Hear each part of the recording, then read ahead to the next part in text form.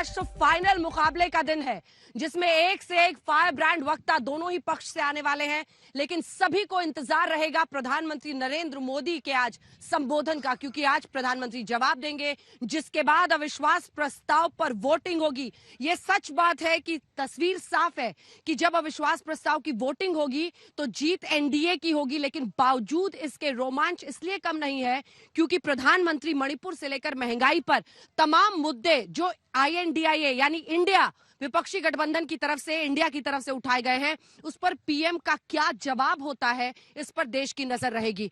आज जो बड़े वक्त आने वाले हैं सामने, उसमें आपको बता दें, चाहे वो महुआ मोइत्रा हो जो कि टीएमसी की तरफ से बोलेंगी, असदुद्दीन ओवैसी हो, निर्मला सीतारमण हो, बहुत सारे ऐसे वक्त, अधीर रंजन चौधरी आज बोलने वाले हैं। तो माना जा रहा है कि आज जबरदस्त बैटिंग दोनों ही तरफ से होने वाली है, जिसके बाद प्रधानमंत्री नरेंद्र मोदी 4 या 5 बजे के आसपास अपने संबोधन के अपने जवाब की शुरुआत करेंगे। ये तस्वीरें हम आपको दिखा रहे हैं, ये उन वक्ताओं के नाम है जो आज बोल सकते हैं। ज्योतिरादित्य सिंधिया को भी आज ही बोलना है, और ये इसलिए दिलचस्प हो जाता है क्योंकि ज्योतिरादित्य सिंधिया पिछली बार दूसरी तरफ बैठे थे, राहुल गांधी के बगल में बैठे थे, और जब प्रधानमंत्री को जाकर गले लगाया था राहुल गांधी ने, उसके बाद वापस आकर आंख मारने वाली जो तस्वीर वायरल हुई थी वो उन्होंने ज्योतिरादित्य सिंधिया को ही देखकर किया था। लेकिन देखिए नियति और नियत कैसे फेर आता है, और उसके बाद से अब ज्योतिरादित्य सिंधिया एनडीए की तरफ से आज बोलने वाले हैं, केंद्रीय मंत्री हैं, ऐसे में उनकी बातों पर भी नजर आएगी। निर्मला सीतारमण, महंगाई का वो मुद्दा जिस पर सबसे ज्यादा मणिपुर के बाद अगर विपक्ष ने घेरा है तो वो है महंगाई का मुद्दा। ऐसे में महंगाई पर वित्त मंत्री के तौर पर और एक बीजेपी नेता के तौर पर वो क्या कहती हैं, इस पर सबकी नजर रहेगी। तो ये 4-5 बड़े मुद्दे हैं जिन पर आज चर्चा होने वाली है। एक बार फिर से नॉन स्टॉप कवरेज आप देख रहे हैं पार्लियामेंट के ठीक सामने से, क्योंकि आज पूरे के पूरे आप अगर देखें तो प्रकरण का जो गढ़ है वो यहीं पर बना हुआ है। प्रधानमंत्री के बोलने का इंतजार रहेगा। अविश्वास प्रस्ताव 2018 में भी इसी अंदाज में आया था, लेकिन 2023 में आएगा ये पीएम ने तभी कह दिया था, आया है। अब ऐसे में पीएम क्या 2028 को लेकर कोई भविष्यवाणी कर देते हैं, क्योंकि बीजेपी बार बार दावा ठोकती है कि हम ही आएंगे लौटकर, चाहे वो दिल्ली सेवा बिल पर अमित शाह ने लोकसभा राज्यसभा में बोला हो या फिर बीते दिन लोकसभा में अविश्वास प्रस्ताव पर। अमित शाह हमेशा ये कहते हैं कि इंडिया वाले कितना भी एक साथ आ जाए, आएंगे तो मोदी ही। ये भव्य नजारा लोकतंत्र की सबसे ताकतवर जगह का, वो जो देश की संसद है, वो जहां से देश की नीति और नियति तय होती है, वो जहां पर अविश्वास प्रस्ताव पर चर्चा 3 दिन चली, आपने तमाम वक्ताओं को सुना है। अब आइए आपको अपनी इस रिपोर्ट के जरिए दिखाते हैं 2018 बनाम 2023 अविश्वास प्रस्ताव मोदी सरकार के खिलाफ।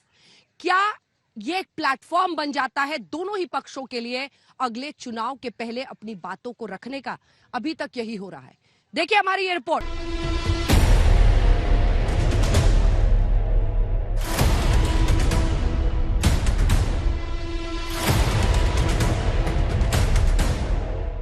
वो शुभकामनाएं मैं आज फिर देना चाहता हूं कि आप इतनी तैयारी करो कि 2023 में फिर से आपको अविश्वास प्रस्ताव लाने का मौका मिले।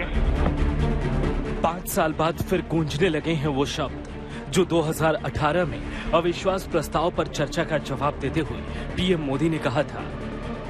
वो शुभकामनाएं मैं आज फिर देना चाहता हूं कि आप इतनी तैयारी करो कि 2023 में फिर से आपको अविश्वास प्रस्ताव लाने का मौका मिले। पीएम ने जैसा कहा वैसा ही हुआ। 2023 में विपक्ष फिर से अविश्वास प्रस्ताव ले आई। हालांकि तब विपक्ष ने मोदी की बातों को अहंकार बताया था। ये समर्पण भाव है, अहंकार का परिणाम है 400 से 40 हो गए। अहंकार का परिणाम है 400 से 40 हो गए, और सेवा भाव का परिणाम है कि 2 से यहां आकर के बैठ गए, 2 से निकल करके आगे बैठ गए। एक बार फिर पिच सेट है। मणिपुर हिंसा को मुद्दा बनाकर कांग्रेस के अविश्वास प्रस्ताव पर आज चर्चा का तीसरा और आखिरी दिन है। सभी वक्ताओं के बोल लेने के बाद पीएम मोदी आज शाम करीब 4 बजे जवाब देंगे। जाहिर है वो विपक्ष खास तौर पर राहुल गांधी के इन आरोपों पर पलटवार करेंगे। रावण 2 लोगों की सुनता था, मेघनाद और कुंभकर्ण। वैसे ही नरेंद्र मोदी दो लोगों की सुनते हैं, अमित शाह और अडानी। राहुल वार कर चुके हैं, अब बारी पीएम मोदी के पलटवार की है।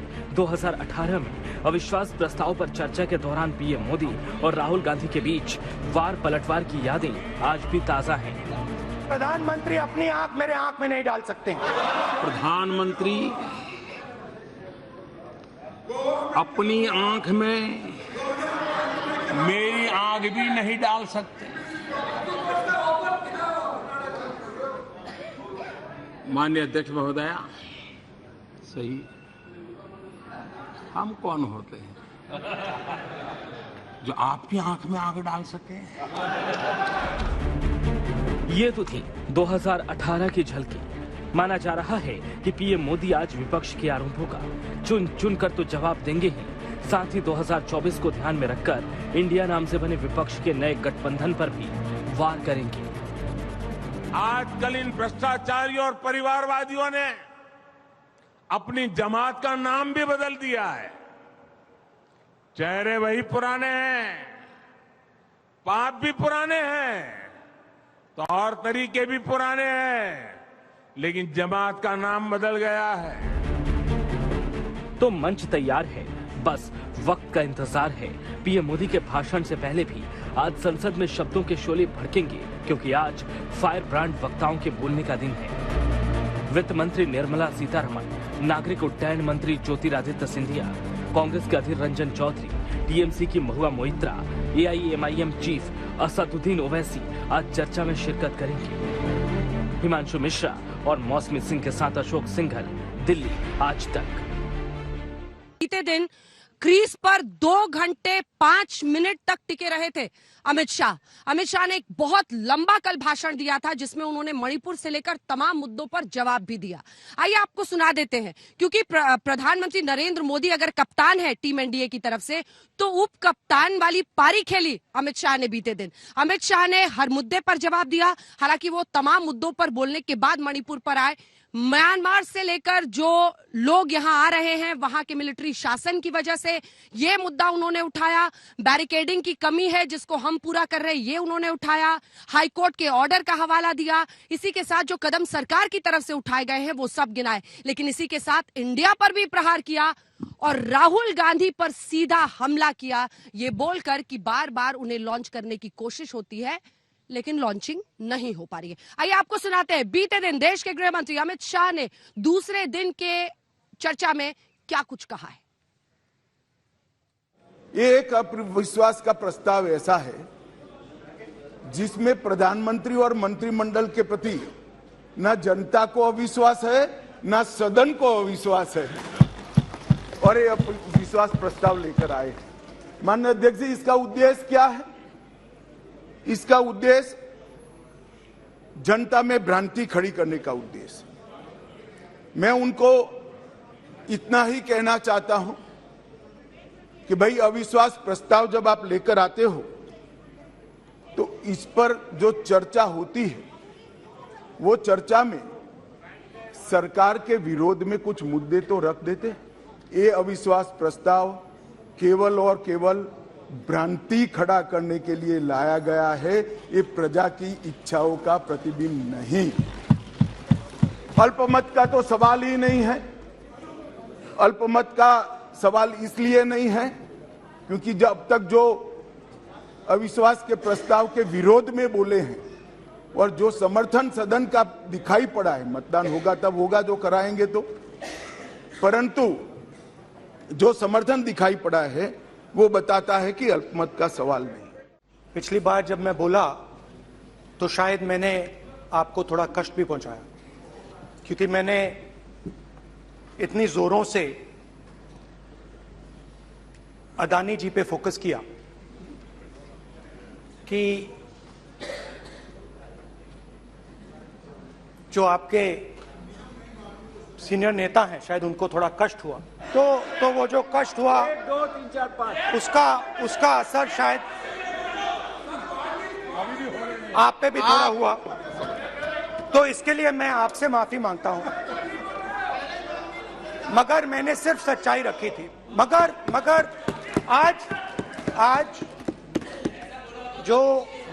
आज जो मेरे बीजेपी के मित्र हैं, आज आपको डरने की जरूरत नहीं है। आज कोई घबराने की जरूरत नहीं है। आज मैं अपना मेन जो भाषण है वो अदानी जी पे नहीं बोलने जा रहा। महाराष्ट्र में जब कांग्रेस के पास सत्ता थी तो फिर कांग्रेस ने अडानी को पोर्ट का काम क्यों दिया? बंगाल में हल्दिया पोर्ट का काम अदानी को क्यों दिया? छत्तीसगढ़ में कांग्रेस पार्टी ने अदानी को काम आदिवासियों ने मना किया, फिर भी क्यों दिया? अब इसमें बेटा कितना सेट होगा, दामाद को कितना भेंट होगा, हम क्या जाने।